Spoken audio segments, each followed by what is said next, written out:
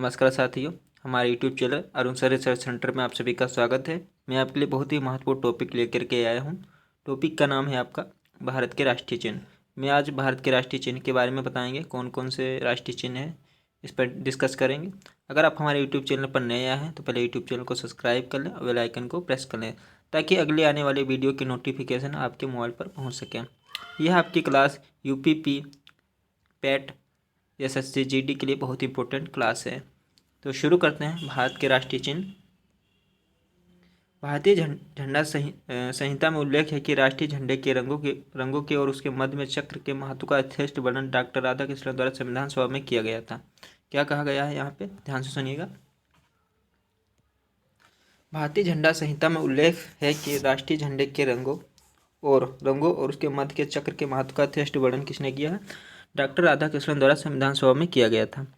इस संविधान सभा में सर्वसम्मत से राष्ट्रीय झंडे को स्वीकार किया गया था। जो सभा हुई थी डॉक्टर राधाकृष्णन द्वारा संविधान सभा में किया गया था, जो सभा हुई थी उसमें क्या हुआ, सर्वसम्मत से राष्ट्रीय झंडे को स्वीकार किया गया था। आगे देखते हैं। डॉक्टर एस राधाकृष्णन ने स्पष्ट किया कि भगवा या केसरिया रंग त्याग या निस्वार्थ भावना का प्रतीक है। क्या, जो भगवा या केसरिया रंग, जिसका भगवा या केसरिया रंग है, जो त्याग या निस्वार्थ भावना का प्रतीक है। हमारे झंडे के मध्य में सफ़ेद रंग हमें सच्चाई के पथ पर चलने और अच्छे आचरण की प्रेरणा देता है। कभी कभी इसके बारे में पूछ लेता है आपसे, रंगों के बारे में, कि किस रंग का क्या महत्व है। तो ध्यान रखिएगा, जो आपका हमारे झंडे के मध्य में एक सफ़ेद रंग होता है, उसका क्या अर्थ होता है? सच्चाई के पथ पर चलने और अच्छे आचरण की प्रेरणा देता है। हरा रंग की जो मिट्टी होती है आपकी हरे रंग की, वो वनस्पतियों के साथ हमारे संबंधों का उजागर करता है। जो हरे रंग की जो पट्टी होती है आपकी नीचे वाली, क्या करता है? वनस्पतियों के साथ हमारे संबंधों को उजागर करता है, जिन पर सभी प्राणियों का जीवन आश्रित है।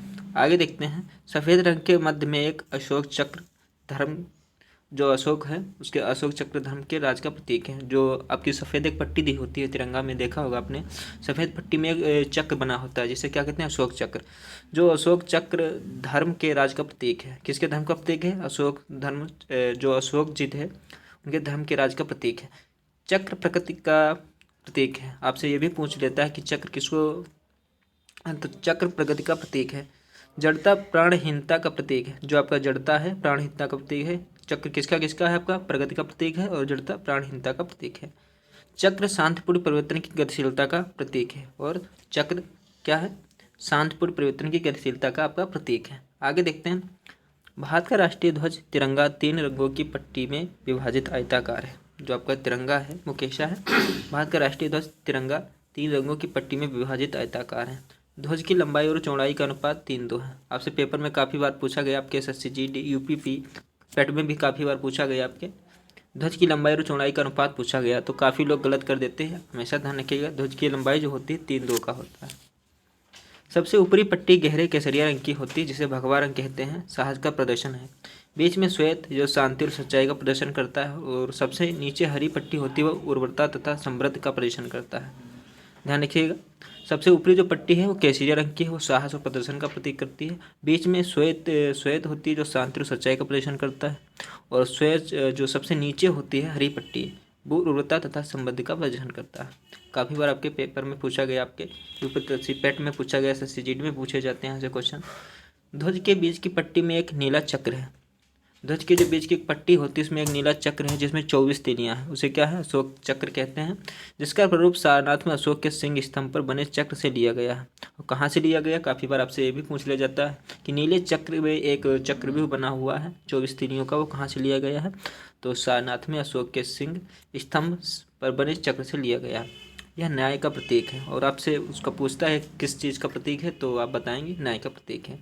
आगे देखते हैं। पिंगली बेकैया द्वारा भारतीय राष्ट्रीय ध्वज को तैयार किया गया था। आपसे ये भी पूछा गया काफ़ी बार कि भारतीय राष्ट्रीय ध्वज को किसने तैयार किया था? तो एक आपके पिंगली बेकैया जो थे, क्या नाम था उनका? पिंगली बेकैया थे, द्वारा भारतीय राष्ट्रीय ध्वज को तैयार किया गया था।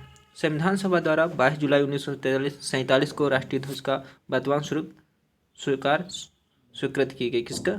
22 जुलाई 1947 को राष्ट्रीय ध्वज का किया आपका वर्तमान स्वरूप स्वीकृत किया गया। आगे देखते हैं। भारत का राज्य चिन्ह सारनाथ अशोक के सिंह स्तंभ के अनुकृत है। जो भारत का राज्य चिन्ह है आपका क्या है? सारनाथ स्थित अशोक के सिंह स्तंभ के अनुकृत है। भारत सरकार द्वारा इसे 26 जनवरी 1950 को अपनाया गया। जो आपका अशोक जो लगा होता है आपका भारत का जो जराज चिन्ह है सारनाथ स्थित है, अशोक के सिंह के स्तंभ अनुकृत है, जो भारत सरकार द्वारा 26 जनवरी 1950 को अपनाया गया है। जैसे आज 26 जनवरी है 1950 को, आज ही के दिन अपनाया गया था, आज ही तारीख को मतलब। आगे देखते हैं, इस पर नीचे देवनागरी लिपि में सत्यमेव जयते लिखा गया है। जो आपसे जो नीचे लिखा रहता है, क्या लिखा है उसके चित्र के नीचे सत्यमेव जयते लिखा होता है, जो मुंडकोपनिषद से लिया गया। कहाँ से लिया गया? काफ़ी बार आपसे पेपर में, यूपीपी के पेपर में, एसएससी जीडी के पेपर में, आपके वीडियो के पेपर में काफ़ी बार पूछा गया है कि सत्यमेव जयते कहाँ से लिया गया? आपके मुंडकोपनिषद से लिया गया है। आगे देखते हैं, भारत का राष्ट्रगान जड़ गण मन 24 जनवरी 1950 को संविधान सभा द्वारा आधिकारिक रूप से अंगीकृत किया गया था।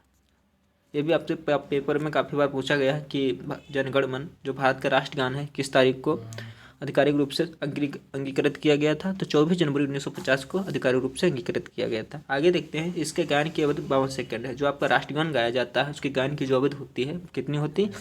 52 सेकंड है। 27 दिसंबर 1911 को भारतीय राष्ट्रीय कांग्रेस के कलकत्ता अधिवेशन में इसे पहली बार गाया गया था। जो आपका जनगण मन है जिसे राष्ट्रगान कहते हैं, वो 27 दिसंबर 1911 में भारतीय राष्ट्रीय कांग्रेस की कलकत्ता अधिवेशन में पहली बार गाया गया था। आगे देखते हैं, यह रविंद्रनाथ टैगोर द्वारा रचित गीतांजलि से लिया गया। जो आपका जनगण मन है वो कहाँ से लिया गया? रविंद्रनाथ टैगोर द्वारा एक रचित है, उसका क्या नाम है? गीतांजलि से लिया गया। कौन? जनगण मन। कितने सेकंड में गाया जाता है? 52 सेकंड में गाया जाता है। 27 दिसंबर 1911 को भारतीय राष्ट्रीय कांग्रेस के कलकत्ता के अधिवेशन में इसे पहली बार गाया गया था। आगे देखते हैं, बहुत इंपॉर्टेंट क्लास है, क्लास को शेयर जरूर कीजिएगा और आपको क्लास कैसी लगी कमेंट में ज़रूर बताइएगा और यूट्यूब चैनल को सब्सक्राइब जरूर कर लीजिएगा। बहुत इंपॉर्टेंट क्लास आपके लिए, आपके डेली लाइफ के लिए भी है और पेपर में काफ़ी यहाँ से क्वेश्चन पूछे जाते हैं। आगे है वंदे मातरम वर्ष 1950 में भारत के राष्ट्रीय गीत के रूप में अंगीकृत किया गया। आपसे पेपर में पूछा जाता है कि वंदे मातरम जो है राष्ट्रीय गीत के रूप में कब अंगीकृत किया गया था? तो 1950 में अंगीकृत किया गया था। राष्ट्रीय गीत के वंदे मातरम किसके द्वारा लिखित है? बंकिम चंद्र चटर्जी जी के द्वारा लिखित है। आपके जो ये भी पूछा जाता है काफ़ी बार कि वंदे मातरम किसने लिखा है? तो बंकिम चंद्र चटर्जी द्वारा लिखित है। उपन्यास आनंद मठ से लिया गया। और कहाँ से लिया गया है? उपन्यास से एक आपका आनंद मठ, वहाँ से लिया गया आपका वंदे मातरम। इसे 1896 ईस्वी में भारतीय राष्ट्रीय कांग्रेस के अधिवेशन में पहली बार गाया गया था। और जो आपका वंदे मातरम है वो 1896 में भारतीय राष्ट्रीय कांग्रेस के अधिवेशन में पहली बार गाया गया था। कब गाया था? 1896 में पहली बार गाया गया था। आगे देखते हैं, भारत का राष्ट्रीय कैलेंडर के बारे में जानते हैं। भारत का राष्ट्रीय कैलेंडर जो शक संवत पर आधारित, किस पे है? शक संवत पर आधारित। 22 मार्च 1957 को चैत्र माह से इसकी शुरुआत होती है और अंतिम माह फाल्गुन जिसे कहते हैं, इसे फाल्गुन होता है। क्या होता है? तो भारत का राष्ट्रीय कैलेंडर है वो किस पर आधारित है? आपके शक संवत पर आधारित है। और कब अपनाया गया? 22 मार्च 1957 को आपका राष्ट्रीय कैलेंडर अपनाया गया, जो चैत्र माह से इसकी शुरुआत होती है और अंतिम माह फाल्गुन होता है। इसे ग्रेगोरियन कैलेंडर के साथ अपनाया गया। सामान्यतः चैत्र माह की शुरुआत 22 मार्च को और जबकि लीप वर्ष में 21 मार्च को होती है। जो आपका ग्रेगोरियन कैलेंडर है, क्या नाम है?